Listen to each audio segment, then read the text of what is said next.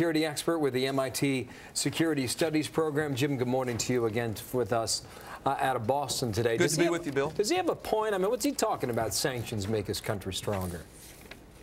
Well, he's partly right and partly wrong. I mean, if he had his choice, obviously Iran would not choose to be sanctioned. They don't like economic sanctions, which make things a little more costly, a little more inconvenient.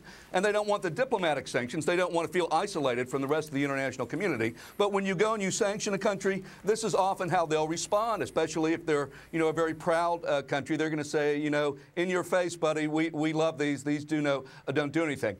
He is right to say, though, at the end of the day, I think sanctions, we talk about sanctions as if it's the answer. It's all about sanctions. And I think it is unlikely that sanctions by themselves are going to magically change Iran's nuclear policy. So it can be used as a tool, but you made a remark to our producers earlier today that it can be counterproductive. Now, how in the world can this be counterproductive? Right. Well, people make money off sanctions. That is to say, the smugglers get to charge a high premium for the goods they're going to be bringing in anyway. And so the question is, who gets rich under a smuggling regime? Is it bad guys or is it good guys, or sort of doesn't matter? Well, there's at least one theory that suggests that the Revolutionary Guard are the people who are sort of in charge of the smuggling. So they are making probably a lot of cash. But the point in that expanding is, their power. okay, a couple of hundred guards, okay, maybe they make some money on the side. The point is trying to squeeze the pressure on the leadership, and the way you do that, unfortunately, in a lot of cases, is you make the people suffer, and when they get ticked off, well, they're the ones who provide the pressure on the leadership. There are many people who think that's the way to do it when it comes like gasoline supplies. That's the way you squeeze Iran, Jim. Now, do you agree with that logic? Well, it might work. Sanctions work less than half the time. They don't have a great track record. Sometimes they work, sometimes they don't. Mostly not, but sometimes. But the problem here, Bill, is that it's a long-term instrument that we're using for a short-term problem. It may be that the people overthrow the government at some point 20 years from now, but the nuclear program will be done by then. And by the way, the reformers are in favor of a civilian nuclear program, too. I think we need to, sanctions are one piece of it. Sort of shaking our hands at them are going to make them defiant. Okay, at the end of the day, I understand the point you're making there. Thanks for fleshing that out. Now, oftentimes when we talk about Iran, we look at Russia and we look at China as the two keys. You, however, think the French are the key. Why? Well, Russia and China are important because they can veto any sanctions resolution, but the French have really taken on a sort of a leadership role here, for good or for bad, and they, I think, are true believers. The government officials I talked to are true believers. They think that sanctions will have an impact, and they're sort of the ones pushing the European side of the sanctions. We can't do much on sanctions on the U.S. because, frankly, we already have a bunch of sanctions on them. There's sort of not much left to do, but the Europeans, they do have some room, and the French seem particularly interested in this way to go. Were you surprised Ahmadinejad was talking this way over the weekend?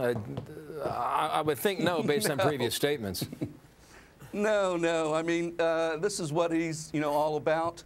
And he's going to, and also he has deep political problems at home. He has reformers who are mad at him. He has conservatives in his own party who are very, very angry with him. So he's going to use whatever he can in his public appearances to try to shore up his political standing. I got it. If you were designing this policy, Jim, and if you were going to implement the sanctions to make them effective, because so far it hasn't been the case, what would you do? Well, I think I would follow, that old sage wisdom, walk softly and carry a big stick. In other words, I wouldn't go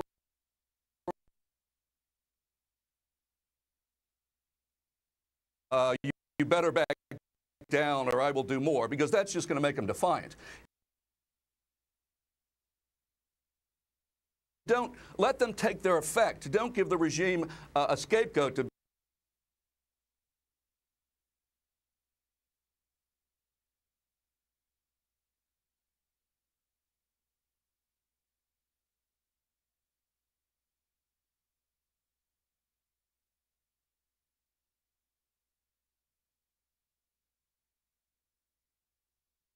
one of the, I think, officials who support sanctions, other than the French, do so for political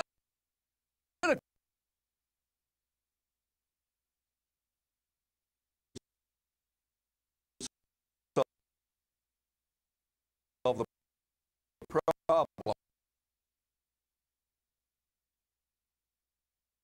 together.